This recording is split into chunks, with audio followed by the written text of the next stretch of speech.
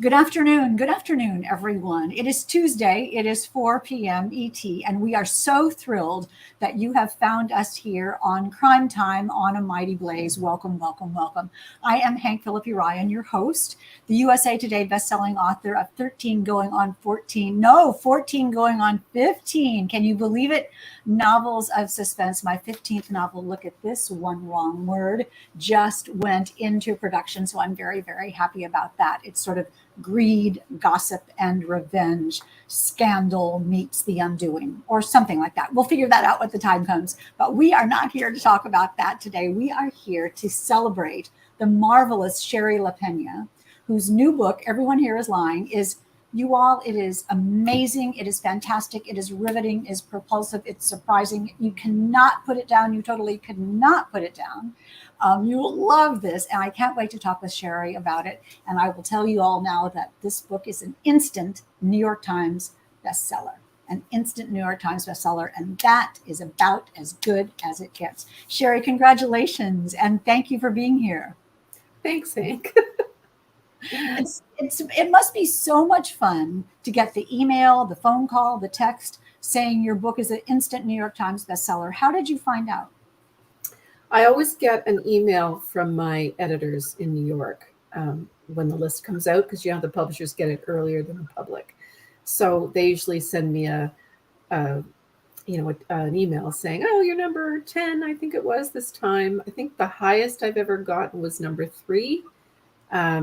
And it's a life goal to be number 1, but hey, that's probably never going to happen. But it's always a thrill to get on the list.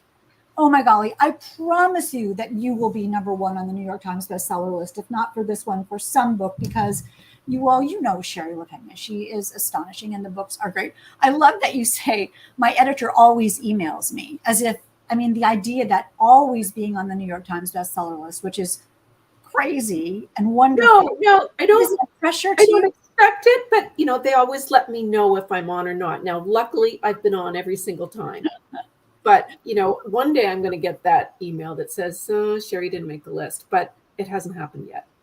So I want to talk to you very briefly. And Vicki Gregory saying, love the title. Yes, everyone here is lying. And Emily is here, and Susan is here, and Susie Baldwin, and Kathy Lanigan, Shannon Hansen, Janice is here, Susie Sharp is here. Oh my golly, so many people are here today. That we welcome you all, and you are so wise to be here to hear about Shari Lapena. Is it pressure when you know that the email is about to come or not to get on the list? I always feel anxious. Yeah. When there's a new book out, I always feel anxious about how it's going to do, whether it's the UK list or the US list or the Canadian list. I worry about all of them. That's, of course you worry about all of them. And I'm so fascinated that you referred to luck earlier. I've been lucky and I've gotten on them. And I agree, that their LA Style 11 says, love you, Shari, many exclamation marks. You're amazing. But there is some luck to it. There certainly is. There's luck and timing. Yeah. But do you allow yourself to take a moment to think, this is really good. I wrote a good book. Yeah, I do. I probably spend more time worried that I haven't written a good book than that, gloating that I have written a good book. I'm one of those writers who is always a little bit self-doubting. But I know when I get all the feedback from readers, essentially, then I feel good. Then I know people like it. Like, I've had a lot of really good feedback on this one. People really seem to love this book. But I never get cocky. Oh, you can't get cocky. And I agree with you so much. I don't mean that, but I just mean, you have accomplished something that is amazing. And when you take a minute after the interview is over and look at the comments from everybody, there are thousands of exclamation marks about how much people love this book and can't wait to read this book. So you have certainly found your public, and you have certainly found the people who adore you. Let me quickly say, we are giving away, well, I'm not giving away, Shari and her publisher are giving away a signed copy of Everyone Here is Lying to one lucky commenter. So leave a question or leave a comment or just general adulation for Shari, and you may be the lucky winner of this book. I will show you. It is, and it's signed. It's a signed copy of Everyone Here is Lying, because I am keeping my copy of this. I'm keeping my own signed copy, but you get one. Just leave a question or a comment. Quickly, if you are new to A Mighty Blaze, welcome, welcome, welcome. A Mighty Blaze was started at the beginning of the pandemic by the powerhouse duo of Jenna Blum and Caroline Levitt to keep us talking about novels and keep us meeting new authors and connecting with our favorite authors. And we are still going strong and talking about favorite authors. Shari Lapena is absolutely one of them. Let me tell you a little bit more about her. Shari is the #1 internationally best-selling author of 7 suspense novels, including The Couple Next Door and the brand new Everyone Here is Lying. A former lawyer and English teacher, and we can talk to her about that. Shari now writes full-time on a farm in Ontario where she lives with her husband. Her first thriller, The Couple Next Door, and let us know in the comments if you read The Couple Next Door, because I bet everyone did, sold 4 million copies worldwide. All of Shari's novels have been New York Times, UK Sunday Times, and Globe and Mail bestsellers. Her books have been sold into 40 territories, like that's all there are around the world. That's all the territories, and have been optioned for film and TV. Again, Everyone Here is Lying is now an instant New York Times bestseller.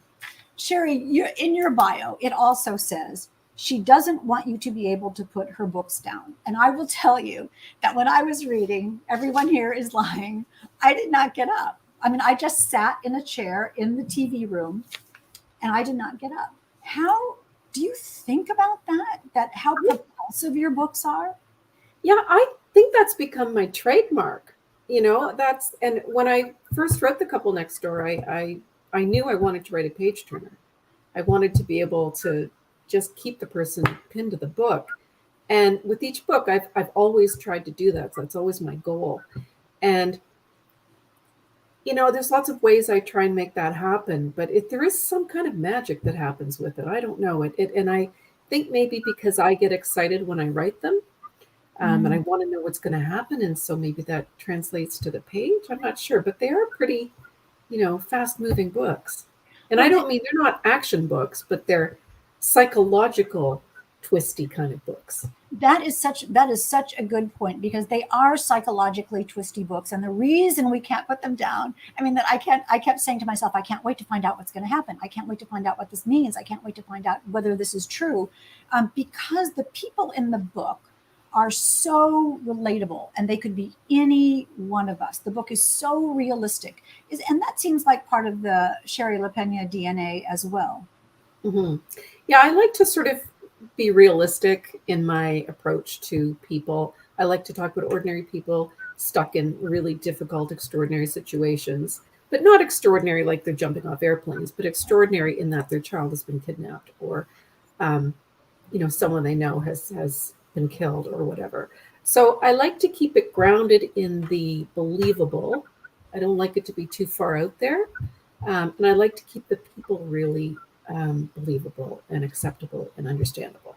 And yes. I think that gives it a certain kind of groundedness that so that people get caught up in it because they can believe it. And I think that's good. I completely agree. And I think you connect with all of us who think this could be me, this could be my family, this could happen to me, this could happen to the people next door. And maybe it has. Can you just tell us a little bit? I know it's a thriller, but tell us a little bit about what the book is about.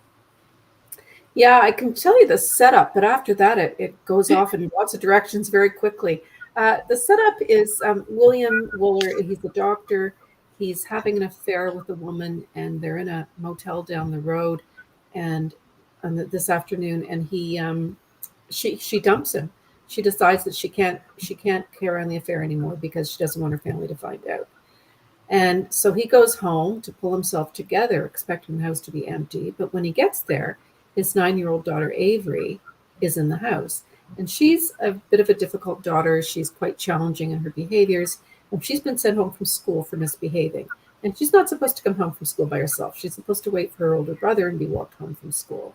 So he doesn't expect her to be there. And he asks her what she's doing there. They immediately get into an argument because she's been sent home for misbehaving. And he actually hits her really hard, and he horrifies himself. And then there's this little standoff between the two of them where they both realize what's just happened, that he's crossed a line. And at that moment, he apologizes and he asks her, please don't tell your mother. And he thinks that she might. And then he leaves. And then when he leaves, he hesitates. And then a few hours later, well, not even a few hours, just a short time later, the older brother comes home and he can't find the sister anywhere. And a big investigation begins to try and find Avery. And so right off the bat, you're embroiled in this family and you want to find out, ooh, when the dad hesitated, what happened? Like, did he do something to the daughter or what's going on? And then, of course, the police become involved and, they're looking at everybody on the street. But yeah, he's quite a suspect.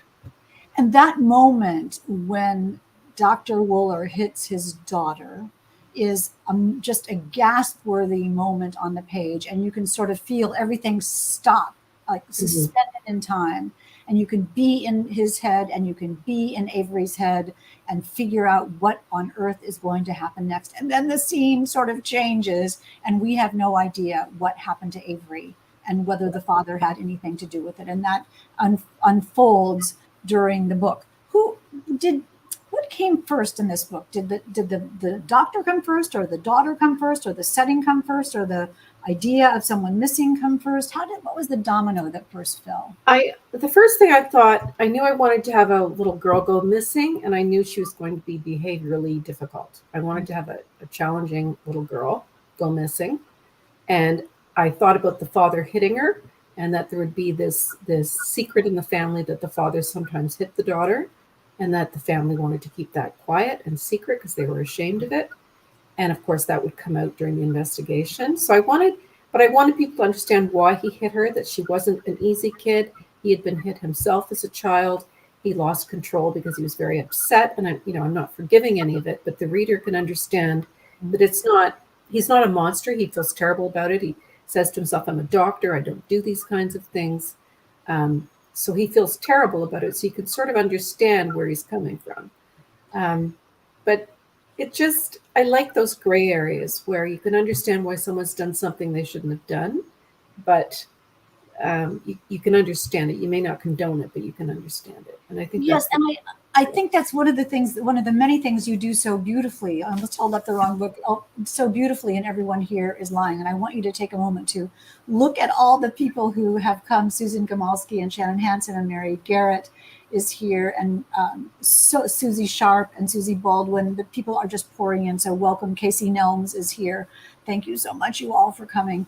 One of the things you do so gorgeously in this book is reveal to us every single character's motivation. We may not always approve of their lives, as we maybe don't with people that we know, or sometimes ourselves, but we deeply understand the reasons for what they're doing. How do those motivations come to you so perfectly? They appear to me as I write the character. So I don't start off thinking, oh, I'll have a mother who's a really doting mother, or I'll have a mother who's cold. Or what happens is I start the situation, and then the characters grow as I write the scenes. So as I was writing that first opening scene where the father hit the daughter, that's when I realized that the father is worried that she's going to tell the mother on him. And then he thinks, well, she might think that the daughter's lying. And then he realizes, well, the mother knows the daughter's a liar, but she doesn't know that he's a liar. And I already have all this material that I'm working with, what he's lying about his affair. We know the daughter's manipulative. We know the mother knows the daughter's a liar, but she trusts her husband. And we already know there's this whole mess of this whole stew of lies and stuff that we're stepping right into right away. And so I find all my characters are like that. When I started with Avery, I knew she would have behavioral challenges, but I didn't really know until that kitchen scene how manipulative she could be. And then very shortly after that, the brother comes home and he takes on all the responsibility of not having been there to walk her home. But it wasn't his fault. But he's the well-behaved kid who takes responsibility and takes on the burden of blame for all of this and having to keep the family secrets. And so they just kind of grow as I go along. The woman with whom he's having an affair, Nora, she wants to end the affair, even though she thinks she really loves him. She wants to end the affair because she doesn't want someone to find out and to destroy her family, because she has a marriage and 2 kids that she's worried about hurting as well.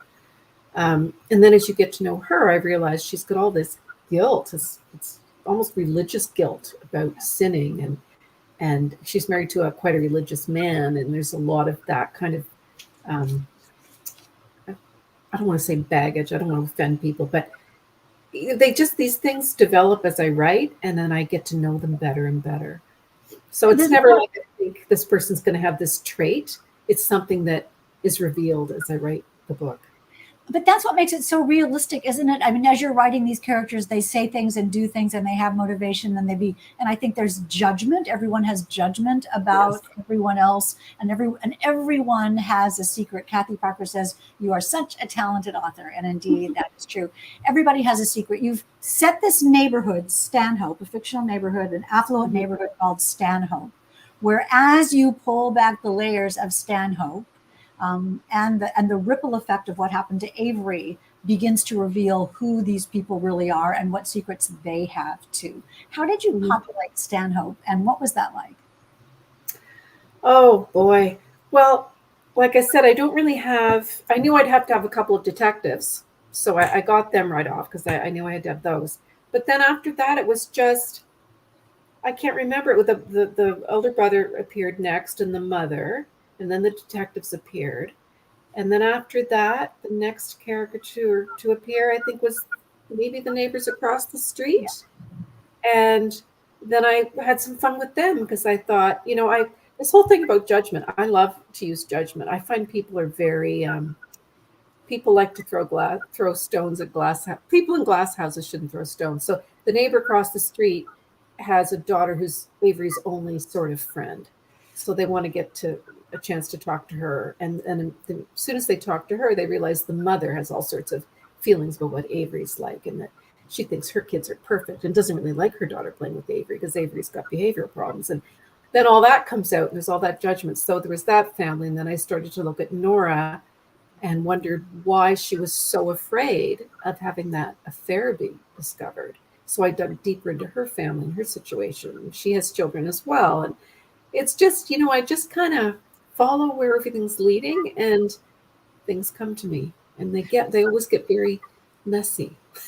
Gorgeously messy, gorgeously messy. In a good way. Yeah, in a good way, in a riveting way. I mean, it's like a Jenga game, when you have all the secrets stacked up.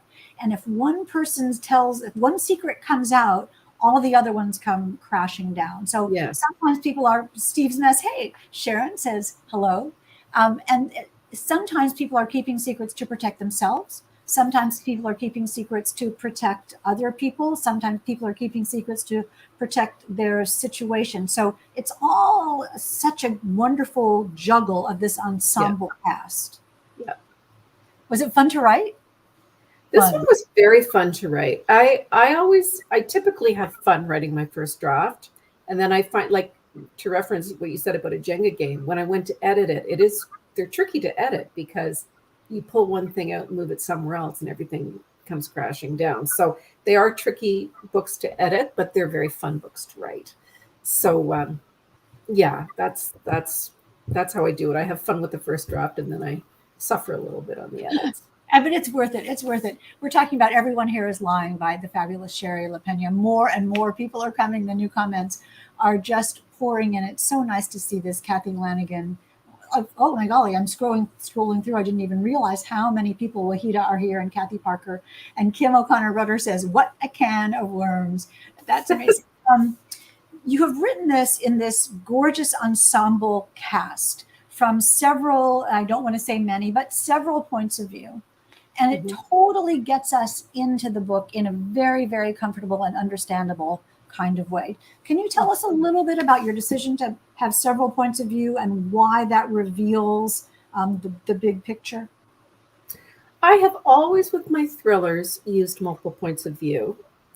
And I find it's the best way for me to tell a complicated story where we get to worry on behalf of several different characters. So we get right into the emotional heart and mind of several characters.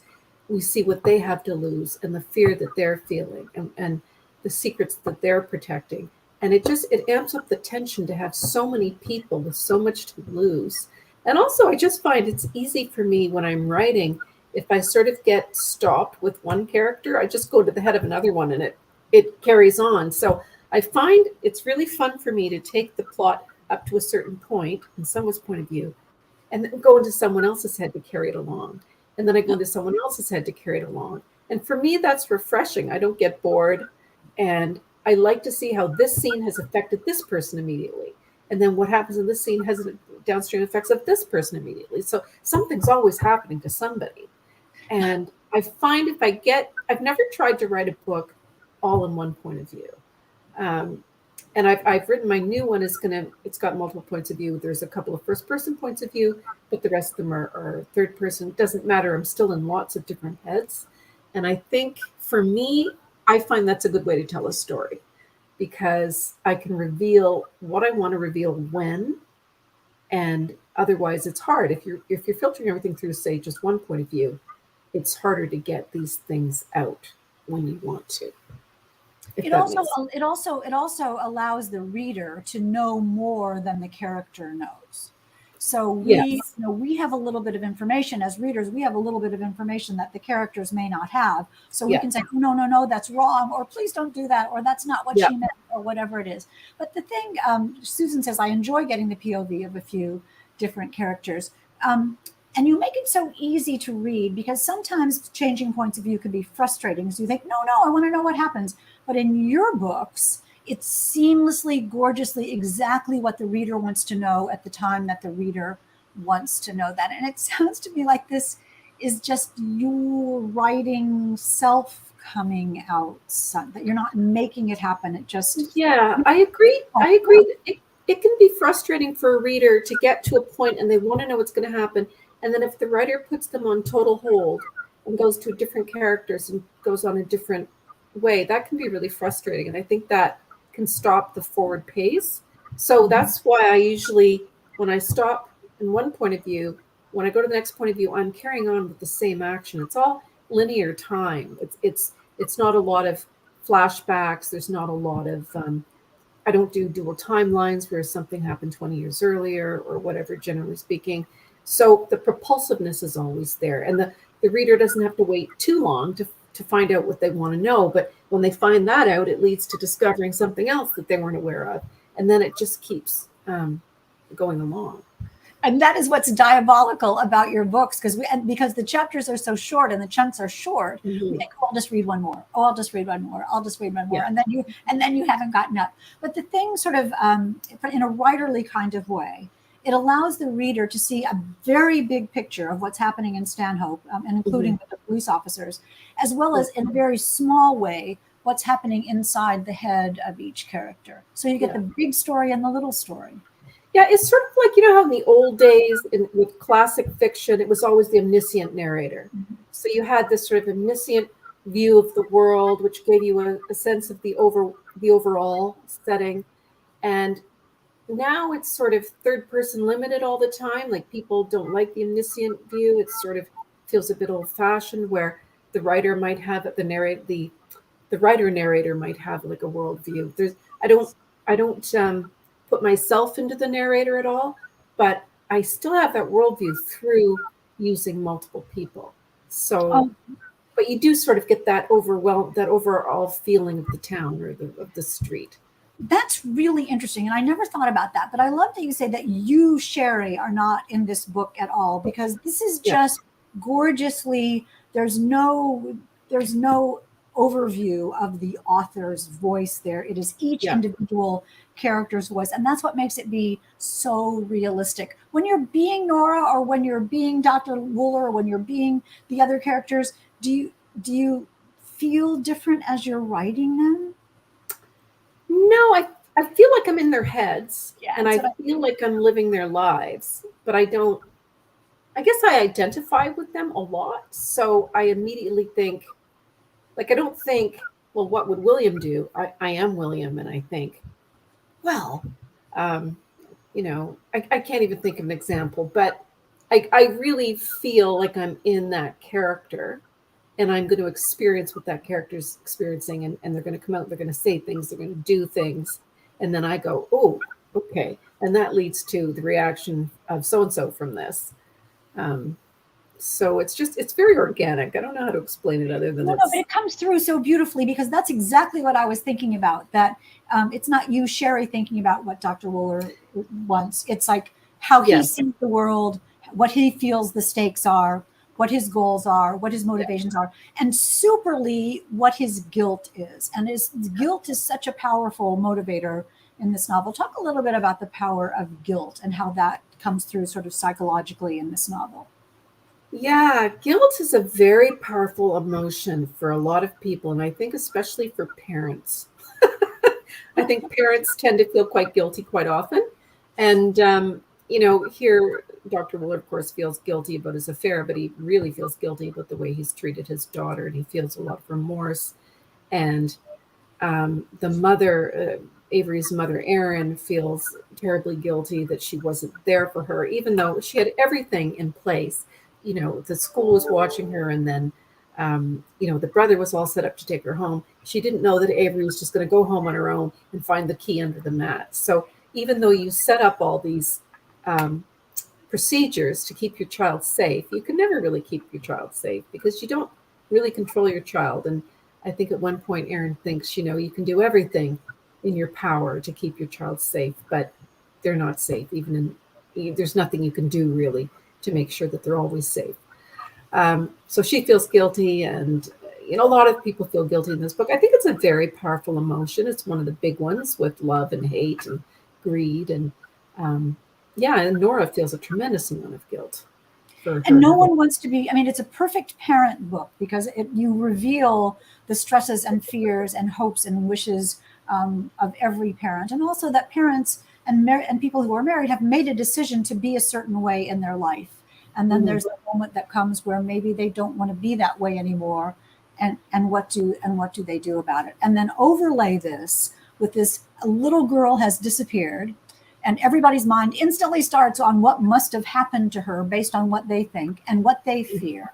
And then in come your wonderful police characters who have a small role. It's not a police procedural, but there need to be investigators. Talk a little bit about the balance of that. Well, I made this one, the younger, the less senior detective is the one who's really the bright one.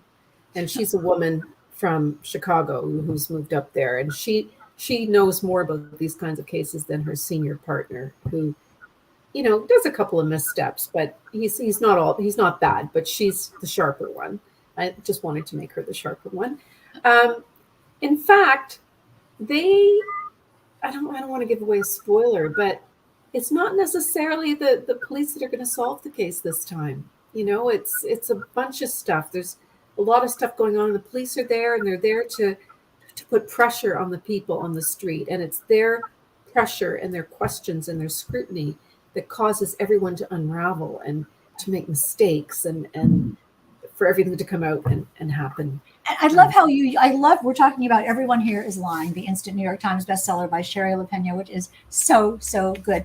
And I love that you use those two police officers, especially Gully, to put pressure on the people. And that's what, the seething guilt and the seething cover-up starts coming out. And it also pressures people into doing things. And that makes the book take off.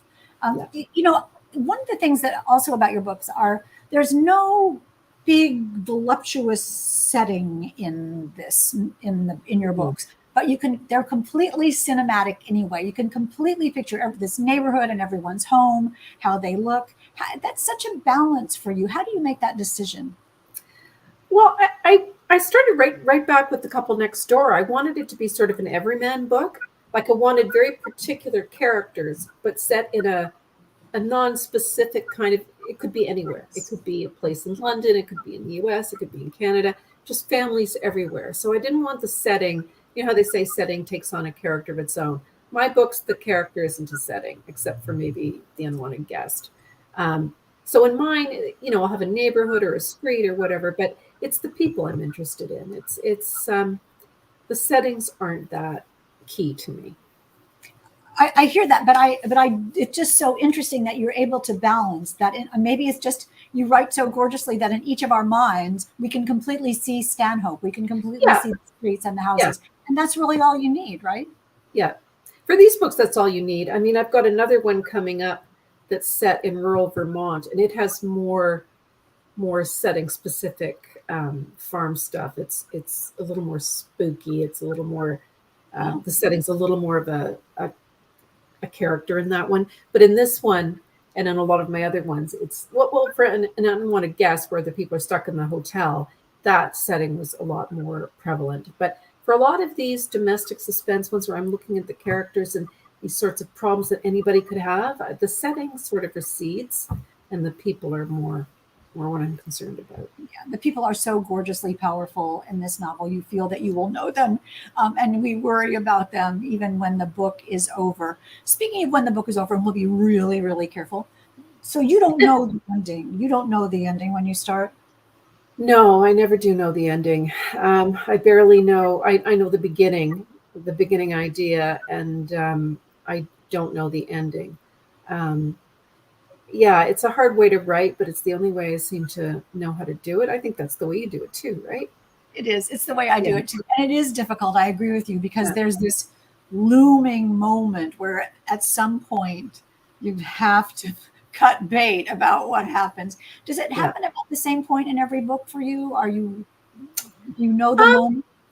I I sort of there's a point in this book well before the end where I knew something was going to happen, but I didn't know how it was going to end.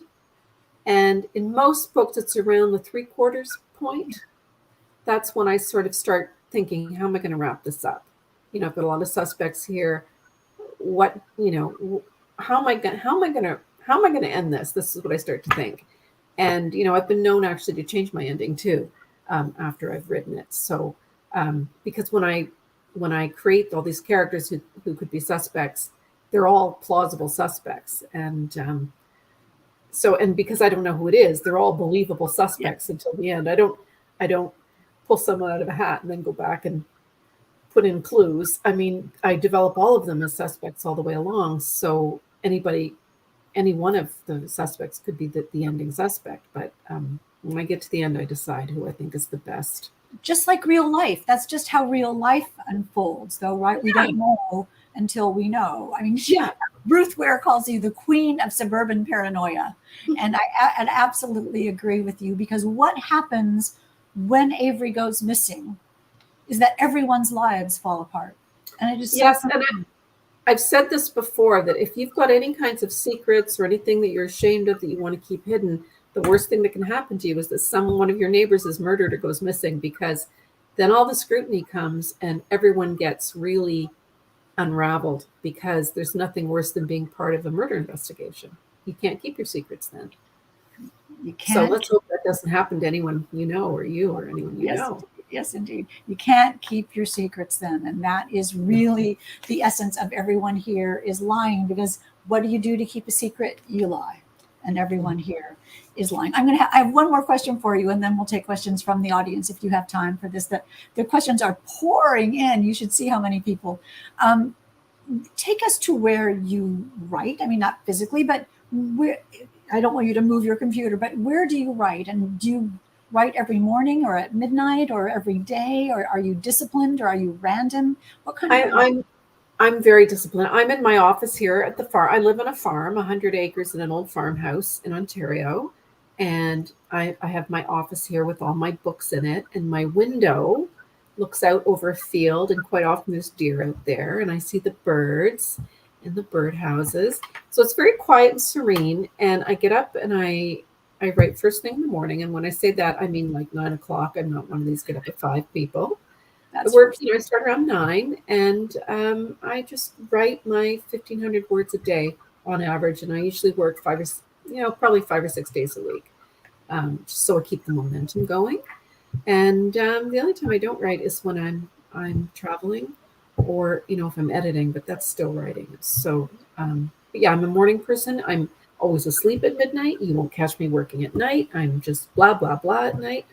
But I'm a morning person. I'm disciplined. I have my quota I aim for, and yeah, it's a routine for me. I'm very, very disciplined writer. I think that's how I am too. I mean, I work later in the afternoon and into the night, but very disciplined about keeping track of word count and making sure that I'm advancing the story. And it's a profession, and you need to be done, and there's no missing deadlines. And also it's and fun. I think most professional writers are like that. Like we're a very disciplined bunch. And there's a fuel in succeeding every day, isn't there? When you do your words, no matter if they're your best words or just pretty good words or even really bad words, you can fix them later. It's fun to finish. Yeah. Yeah. I think it does you no good to be too hard on yourself when you're writing. I think that if you're censoring your stuff and, for me anyway, if I'm revising while I write, then that shuts you down. I don't worry about how good it is when I'm writing, and I'm surprised at how good it often is when I'm writing, just writing along. But I always tell people who want to write is just don't be too much a critic of your own work while you're writing it. I mean, that just shuts down your creativity, I think. It really does. I mean, there have been times when I've said to myself, wow, that is the worst sentence anyone has ever written in the history of the planet. And then I think, but who cares? Let's move the story along. Just because go ahead. Creativity is supposed to be fun, right? I mean, writing should be fun. And there are a lot of writers who say, oh, I think it's the literary writers. They go, oh, I hate writing.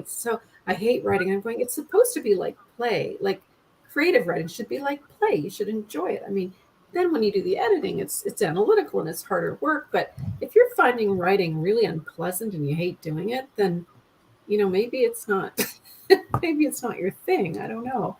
I mean, I don't love it every day, but for the most part, writing, I think, should be enjoyable. I just love that. I don't love it every day, but the days I love it, I absolutely love it. And I'll think there's nothing like a good idea. And there's nothing like when something works. So I completely agree with you. You've been amazing. We're talking about Everyone Here Is Lying by Shari Lapena. Let's take some questions from the audience and then we'll give away not this copy, but another copy of this fantastic book.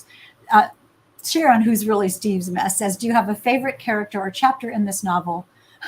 Apologize for being a bit late getting dolled up to go to dinner for my birthday. Happy birthday. I hope you win the book. Happy birthday, Sharon. That's so great. I can't say a favorite chapter without giving anything away. Actually, you know what? I love the opening chapter in this book because it actually starts everything going in a way that you probably won't see until the end of the book. But I think as an opening chapter, I think this one is one of my favorites. And I will tell you, I hope this is not there's a moment, well, I think I will. There's a moment after the hit, which is, as I said, gasp worthy, when there's just a little interstitial time where I realized, wait, I don't know what happened in that time. And I actually went back to look to see if it said what happened in that time. More I will not say. Who else has a question? What? Oh, why the swinging ladder on the cover, which is different from the UK cover, right? Yes. I guess you haven't read the book yet. But there is a, I can say this without spoiling too much. There's a treehouse in the book, and there is some question as to whether somebody was in that treehouse with 9-year-old Avery with bad intentions.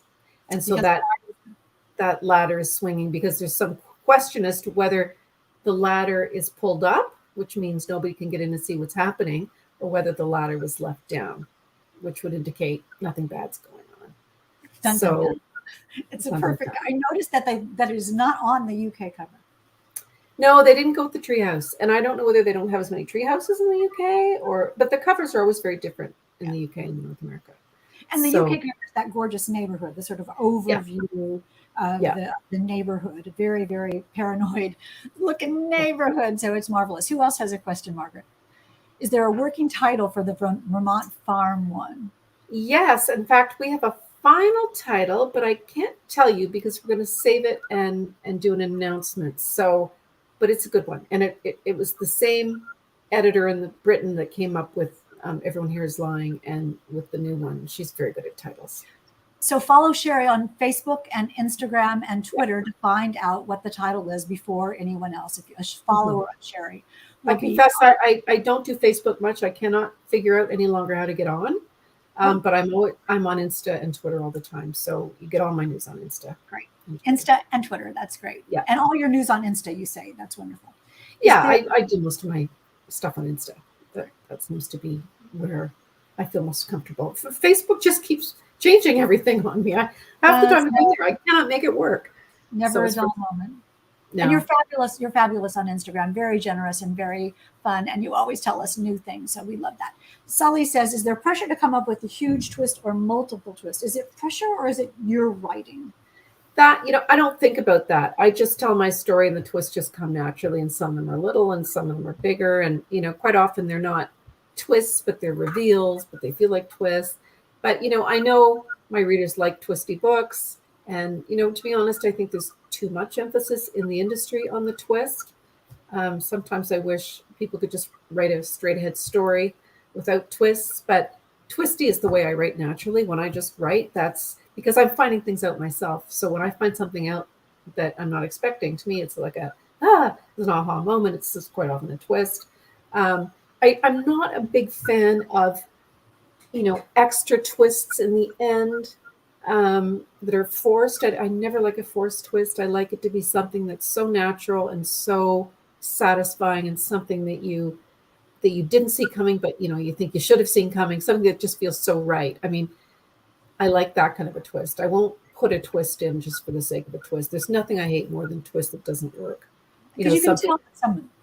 Yeah, when it's been forced, when it either just doesn't land well, or it looks like you made it up, or it's not set up, or you saw it coming a mile away. I mean, a good twist you should never see coming, but you should always think afterwards, why didn't I see that coming? It's all there. Because they're fair. It's fair. A good twist. Yeah. A good twist is the revelation of something that someone didn't know. It's not a made up. I mean, the Queen, when I was about 12, reading Murder on the Orient Express. And and we're, oh my golly, how did she do that? I never saw that coming, but you could have figured it out. Yeah, and that's it was all there.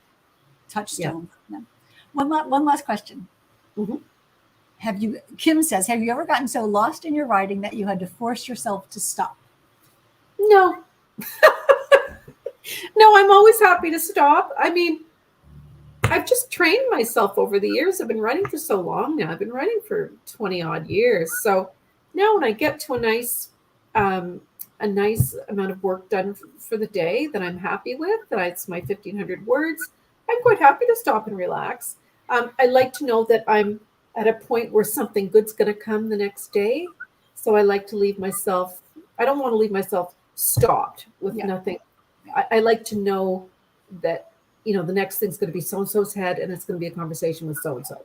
And then I stop there and I know where I'm starting the next day, just to help me along. And then the day when I start, I go back and I read the last chapter to get me back in the mood. And then I launch right into the next point of view.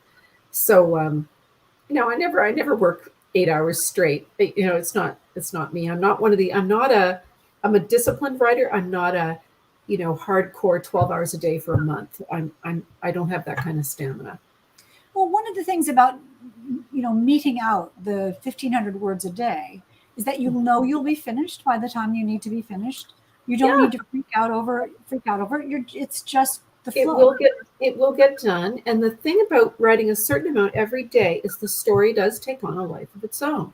So if you write, 30,000 words and then you leave it for 2 weeks, then you have to go back and you almost have to start over and you have to reread everything and get back into it. But when you're writing every day and moving the story along a certain amount every day, you will naturally get into the flow of it, and that story will continue to move on every day. So I don't like to skip days when I'm writing a draft.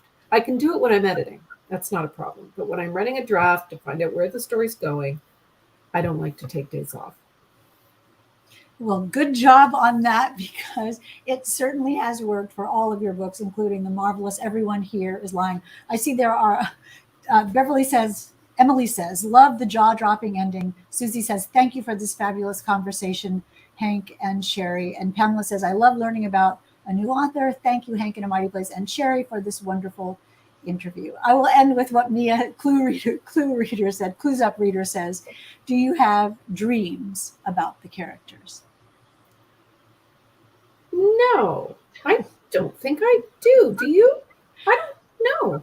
I think it's a great and thought-provoking question, because my first answer was no. And then I thought, well, how do I know, really? Well, I do tend to remember my dreams, but I don't remember any with my characters in it. No, but that's a very interesting question. It is an interesting question. Not yet, as we say, not yet, Mia. So we'll see. We'll see what happens. Well, let's spin the fabulous wheel of fun and see who wins a copy of Everyone Here is Lying. This is pretty exciting, Shari. We'll see. These are all the people who are here, and the fabulous wheel of fun is spinning, and the winner is Shannon Hansen. Yay! That's so great. Shannon Hansen is a marvelous devotee of Crime Time and has been with us from the very beginning. So I'm thrilled, Shannon Hansen. Shanson, I called her once. And it's been that way ever since. Shanson wins a copy of Everyone Here is Lying, and we'll get that signed, that beauty to you as soon as possible. Shari, thank you so much for being here today. It's been wonderful. And I know my pleasure. Let me show you all very Thank you. Thank you. Let me show you all very quickly before we go. Next Tuesday, before we take our summer break, next Tuesday at 4 p.m. ET, Joshua Moling, Where the Dead Sleep. Joshua will be here. He's fantastic. And this is a small town mystery, very different kind of small town than Shari's Stanhope. I can't wait to read the rest of this book. I'm almost done. And we will talk with Joshua next week at 4 p.m. ET, right here on Crime Time. Until then, if you're not Shannon Hansen, who won this book, run right now and get Everyone Here is Lying by the fabulous Shari Lapena. Looks like Shannon's happy about winning. There are lots of exclamation marks. Shannon is a reader, and Shannon will share her joy with so many people. Shari, thank you. Congratulations. Thank you very much. You've been very kind. Well, I love this. Really enjoyed our chats. I have to. Anytime. Absolutely anytime. And you'll come back for the Vermont book, and you'll send that right to me because I cannot wait to read it. Okay, I'll put you on the list, and I'm looking forward to your next one. So send away. Oh, thank you. Here we go. Crossing fingers. It's terrifying, but I am delighted. Thank you. And you all, I'm delighted that you all were here today. Thank you so much for coming. And until next Tuesday, remember, it is always safe inside a book. And we'll see you next time.